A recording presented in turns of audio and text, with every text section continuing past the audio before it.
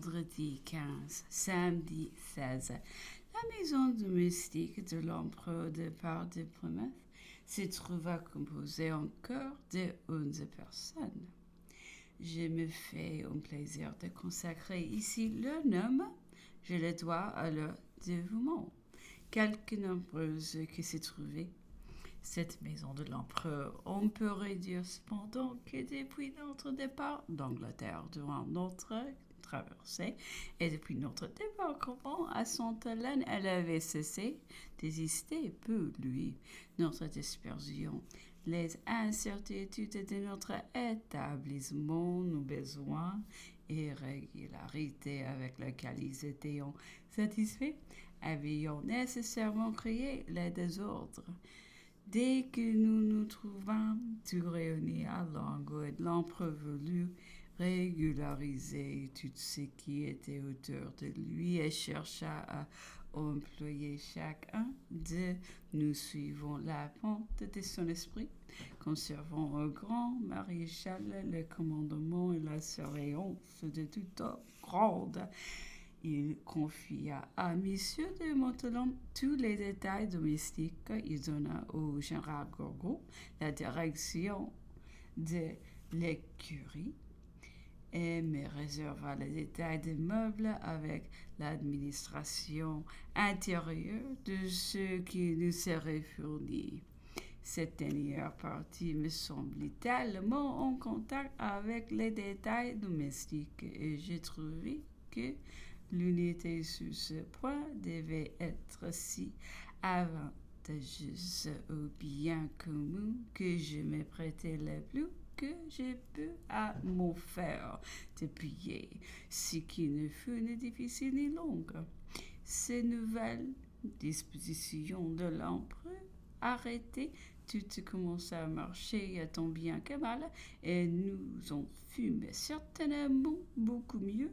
Toutefois, ces dispositions, quelque raisonnables qu'elles fussent, ne laisseront pas de s'aimer parmi nous des gens d'éloignement qui épouseront de légères racines répareront parfois à la surface l'entrevue qu'il avait perdue. L'autre voulait donner trop de lustre à ce parti, un autre se trouvait laissé dans le partage. Nous n'étions pas les membres d'une même famille qui s'employaient chacun selon le moyen, ne songeant qu'il fait prospérer la masse commune, ce que la nécessité eût dû nous contraindre de faire. Nous étions loin de la mettre en pratique. Nous nous débattions encore sous les débris de quelques luxes et les restes de quelques ambitions. Quand l'attachement à la personne de l'empereur nous réunit autour de lui, les hasards seuls, non pas les sympathies, président à notre agglomération. Ce fut un ensemble purement fortuit et non le résultat des affinités. Aussi formions-nous masse à Longwood plutôt par insurclus que par cohésion. Et comment on eût-il d'être autrement?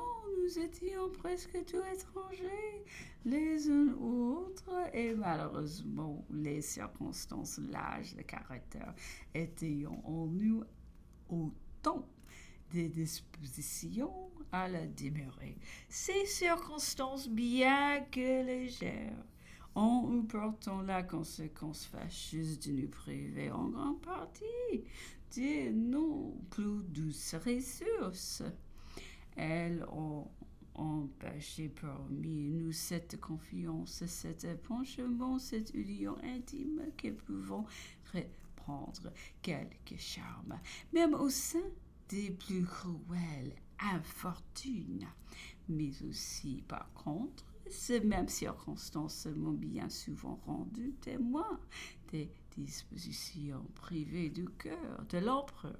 Ces invitations indirectes à nous unir et à confondre nos sentiments, son soin constant à nous épargner toute juste motif de jalousie. Cette distraction calculée qui lui dérobait ce dont il ne voulait pas s'apercevoir. Enfin, jusqu'au granderie, même si paternelle, dont nous nous rendions quelquefois l'objet, et qui, pour le dire en passant, à l'honneur de chacun de nous, étions évités avec autant de zèle, reçus avec autant de respect que si elles fussent émenées du trône des Tuileries, qui aujourd'hui, sur la terre beurrée, se flattait de connaître dans l'empereur l'imprévu plus que moi, qui a possédé les 2 mois de solitude au désert des Briars, qui a joui de ces longues promenades au clair de lune, de ces heures nombreuses écoulées avec lui, qui a eu comme moi l'instant le sujet des conversations, qui a reçu les souvenirs des charmes de l'enfance, les récits des plaisirs de la jeunesse, amertume des douleurs modernes. Aussi puis-je m'expliquer à présent bien des circonstances qui semblaient dans les temps à plusieurs difficiles à attendre. Je comprends bien, surtout aujourd'hui, ce qui nous frappait si fort.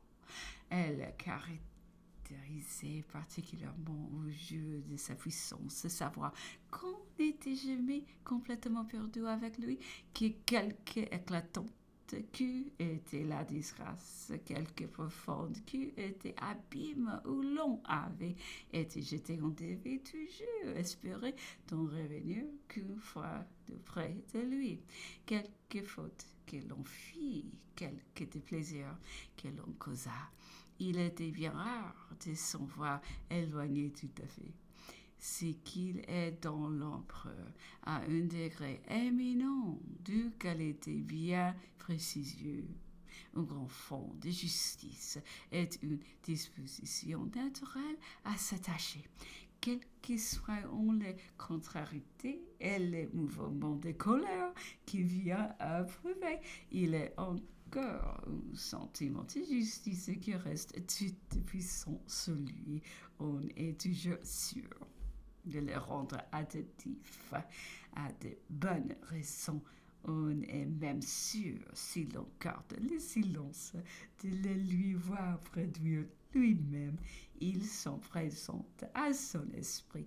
D'un autre côté, il n'oublie jamais les services une fois rendus. Pas davantage les habitudes prises. Tôt ou tard, le souvenir lui en vient à l'esprit. Il se dit tout ce que l'on a dû souffrir, trouve que le châtiment était assez long et fait alors chercher au loin celui que le monde même avait oublié. Celui-ci réparé au grand étonnement de tout, à l'étonnement de lui-même. On connaît une foule d'exemples. L'empereur, sans être démonstratif, se tâche sincèrement. Une fois qu'il a pris l'habitude de quelqu'un, il ne pense pas qu'il puisse s'en séparer. Il en aperçoit les fautes, il les condamne, il blâme son propre choix, il gronde même avec force, mais on n'a rien à craindre. Ce sont comme autant de nouveaux liens. On sera surpris sans doute de me voir esquisser ces traits de caractère de Napoléon avec autant de simplicité. Tout ce qu'on écrit ordinairement et si recherché, on se croit obligé à d'antithèse, à tant de brillant. C'est qu'en général les autres cherchant les faits, ils se tortureront l'esprit. Moi, j'écris ici ce que je vois. J'exprime ce que je sens. Cette réflexion du reste ne saurait venir plus à propos.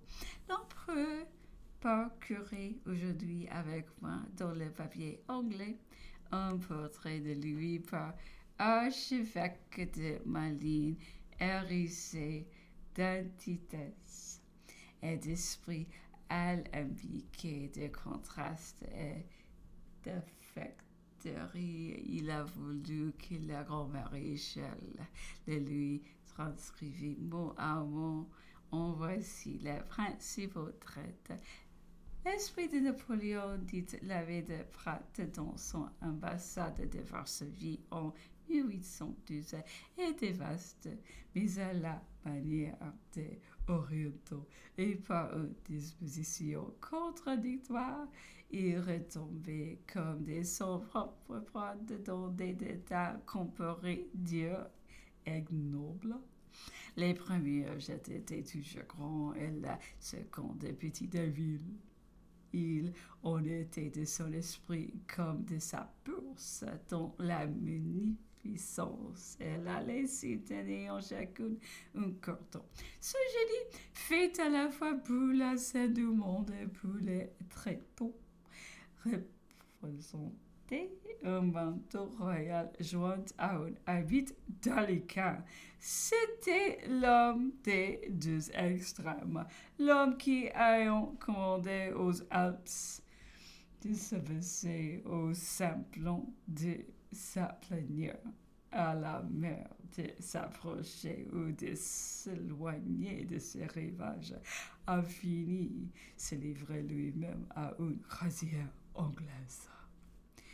Doué d'une sagacité merveilleuse, infinie, étincelant d'esprit, saisissant, crayon dans toutes questions des rapports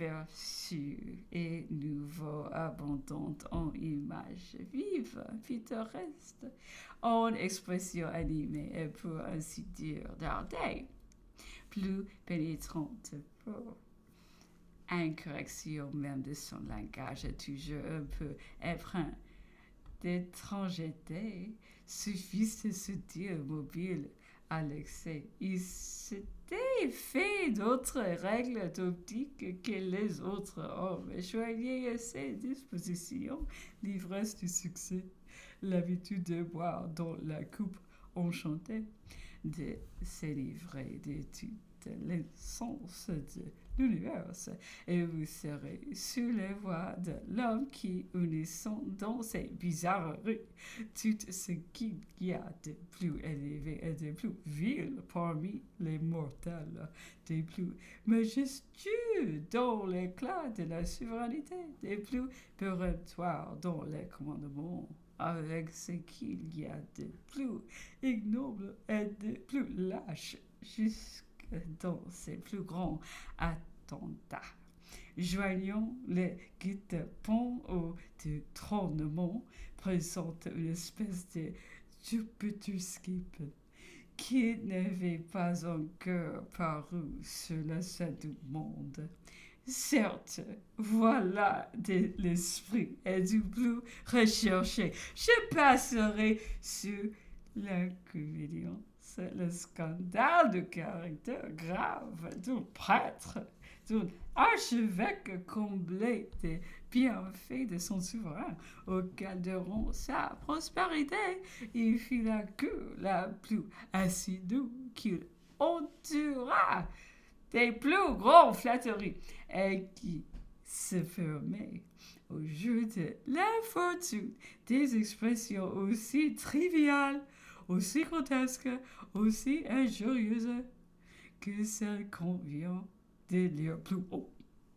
Napoléon en habite dans les cannes, oh Jupiter scapade. Je ne m'arrêterai que sur le mérite du jugement de M. l'abbé de Pratt. Quand il dit que les premiers jets de l'empereur étaient toujours grands, les secondes petites, que c'était l'homme des extrêmes, l'homme qui, ayant commandé aux Alpes de se baisser au simplon de s'aplanir, a fini par se livrer lui-même à une croisière anglaise.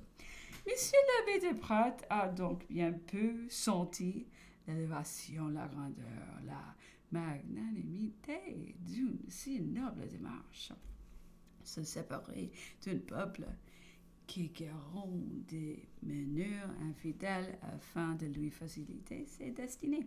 Sacrifier ses intérêts personnels au nom d'une guerre civile dont résultats nationaux, dédaigner des asiles honorables, assurer mes dépendants, préférer le refuge chez un peuple dont on fut pendant 20 ans les constants ennemis, lui supposer une magnanimité égale à la sienne, honorer assez ses lois pour y croire à l'abri de l'ostracisme de l'Europe.